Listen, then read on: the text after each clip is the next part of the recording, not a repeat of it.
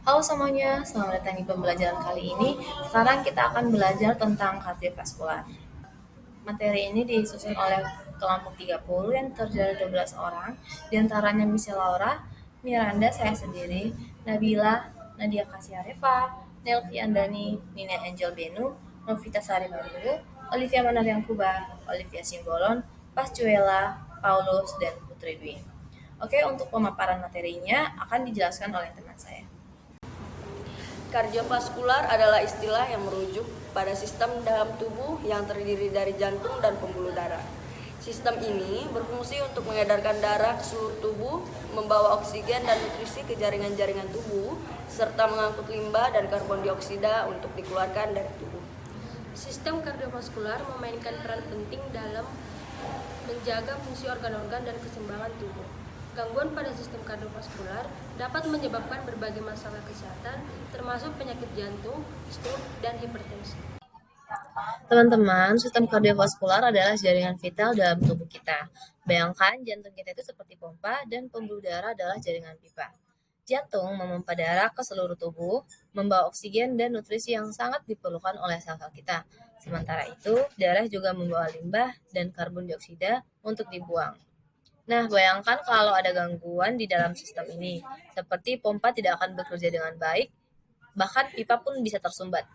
Hal ini dapat menyebabkan berbagai masalah yang serius, misalnya serangan jantung, stroke, tekanan darah tinggi, dan berbagai penyakit lainnya.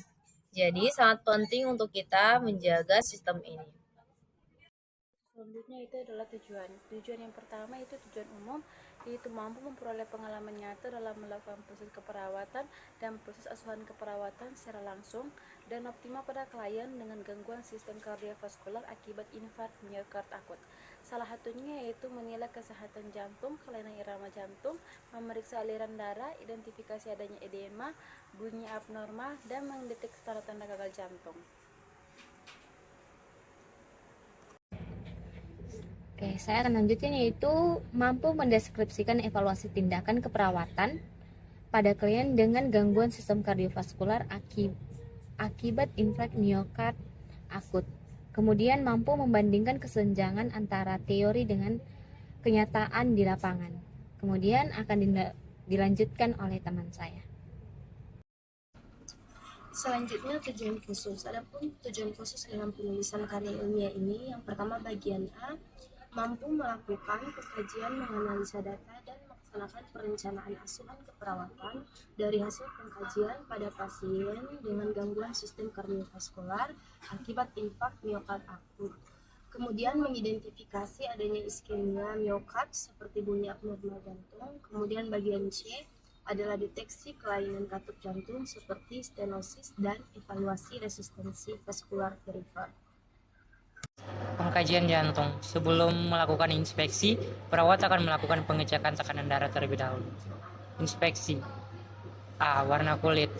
Kaji adanya sianosis sentral, yaitu bibir, mulut, kulit, konjungtiva. Sianosis periferal, bantalan kuku ekstremitas. Kaji adanya palor atau pucat, wajah konjungtiva, bibir, lidah, bantalan kuku, telapak tangan. B. Kuku. Ada atau tidaknya clubbing finger. C. Ekstremitas. Ada atau tidaknya nodus Osler atau lesi Janeway makula di telapak tangan dan kaki. Kemudian, inspeksi vena superficial, ada tidaknya dilatasi pada vena superficialis di area toraks anterior, lalu inspeksi bentuk dada, kesimetrisan normal atau kelainan bentuk dada, dan inspeksi impuls apikal, ada tidaknya impuls apikal di ICS-5 mid clavicula sinistra, biasanya pada pasien yang obesitas, berotot besar, atau kelenjar mamai besar dapat tidak terlihat. Pemeriksaan selanjutnya adalah pemeriksaan vena jugularis, di mana kita melihat apakah ada denyutan atau dilatasi pada vena jugularis yang ada di leher. Selanjutnya adalah palpasi, di mana kita melakukan palpasi pada akral pasien, apakah akral pasien itu teraba hangat atau dingin. Kemudian itu pemeriksaan CRT, kita bisa melihat CRT pasien pada jari pasien dengan cara menekan Lalu kita lihat apakah akal pasien kembali sebelum 2 sampai 3 detik. Siap, Bu. Yes.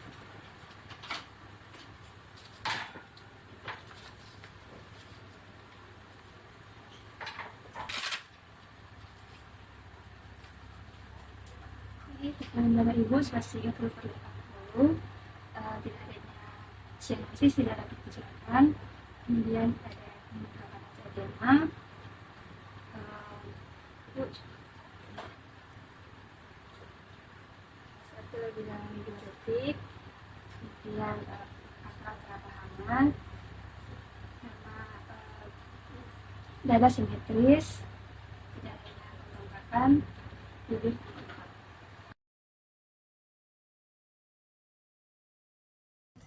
Setelah kita melakukan pengkajian, inspeksi, dan palpasi, sekarang kita akan melakukan pengajian auskultasi, yaitu pemeriksaan yang dilakukan untuk menilai adanya suara-suara dari organ-organ seperti paru-paru, jantung, dan abdomen. Nah, pemeriksaan ini dilakukan dengan menggunakan stetoskop, yang sangat penting untuk mendeteksi adanya kelainan pada organ-organ tersebut. Nah, pertama kita akan mulai dengan auskultasi paru-paru. Pada pemeriksaan ini, kita mendengarkan adanya semua suara di lobus paru-paru untuk memastikan tidak adanya suara abnormal yang bisa menunjukkan adanya masalah. Suara-suara itu bisa seperti satu wheezing. Wheezing itu merupakan suara melengking dan bisa menunjukkan adanya obstruksi pada saluran nafas. Yang kedua, rales atau krakas yang sering terdengar seperti suara gelembung halus dan biasanya terkait dengan cairan paru-paru seperti pada gagal jantung. Nah, selanjutnya ada ronki yang terdengar seperti suara kasar yang bisa menandakan adanya infeksi atau penumpukan lendir di saluran nafas. Selain pada paru-paru, auskultasi juga dilakukan untuk menilai adanya suara dari jantung dan abdomen. Pemeriksaan ini membantu mendeteksi adanya kelainan pada fungsi organ-organ tersebut. Nah, yang pertama jantung. Untuk auskultasi jantung, ada beberapa area yang diperiksa, yaitu katup aorta, pulmonal, tricupidalis, dan mitral. Di area-area ini kita mendengarkan adanya suara murmur atau ritme jantung yang abnormal. Suara-suara tersebut dapat memberikan indikasi awal adanya penyakit, termaksud penyakit rematik. Murmur misalnya bisa memberikan adanya masalah pada aliran darah yang melalui katup-katup jantung. Nah, selanjutnya itu pada auskultasi abdomen. Auskultasi abdomen itu fokus kita adalah mendengarkan pergerakan usus. Ini membantu mendeteksi aktivitas gastrointestinal yang abnormal. Selain itu, kita juga memperhatikan adanya suara bruit pada arteri. Bruit adalah suara yang menunjukkan adanya penyumbatan atau gangguan pada aliran darah arteri abdomen.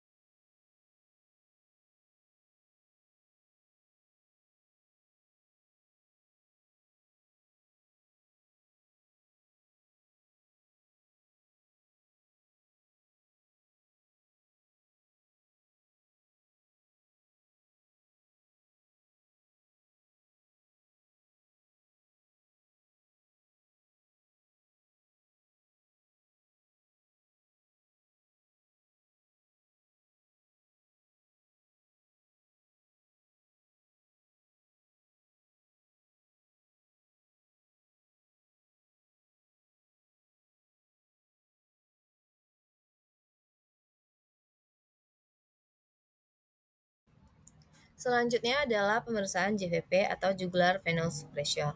Nah, pemeriksaan ini merupakan metode yang penting untuk penilaian tekanan vena sentral, terutama pada pasien yang mengalami masalah disfungsi jantung. Poin utama pemeriksaan ini adalah untuk mengetahui apakah ada peningkatan tekanan pada vena sentral. Ini sangat penting khususnya bagi pasien yang menunjukkan tanda-tanda seperti gagal jantung, edema, atau overload cairan. Jika terjadi kenaikan JVP, ini bisa mengidentifikasi adanya masalah pada ventrikel kanan jantung atau pada aliran balik vena. Jadi, pemeriksaan JVP ini sering menjadi tanda bahwa ventrikel kanan mengalami disfungsi atau hambatan dalam aliran darah balik menuju jantung. Ini berarti dengan melakukan pemeriksaan JVP, kita bisa lebih awal mengidentifikasi adanya masalah kardiovaskular yang mungkin memerlukan penanganan lebih lanjut. Nah, pemeriksaan ini bisa dilakukan sewaktu-waktu selama kunjungan medis jika pasien mengalami gejala-gejala seperti sesak nafas ataupun edema.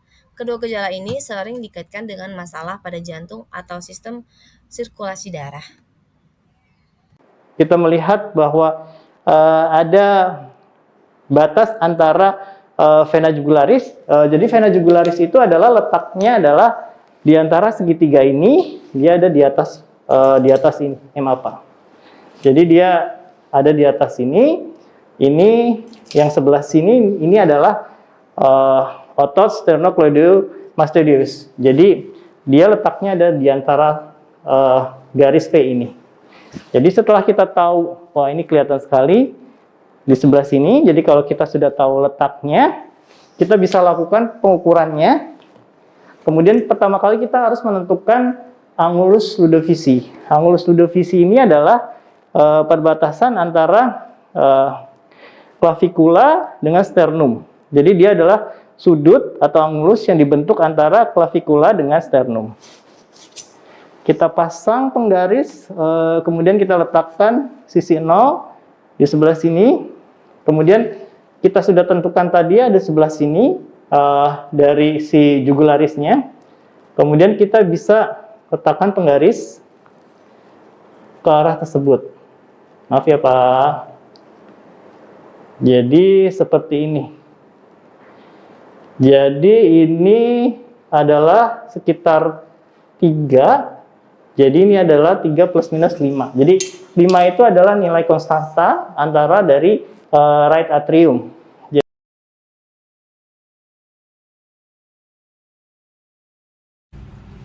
Sekian pemaparan materi mengenai kardiovaskuler dari kelompok kami. Apabila ada kesalahan, mohon maaf. Terima kasih.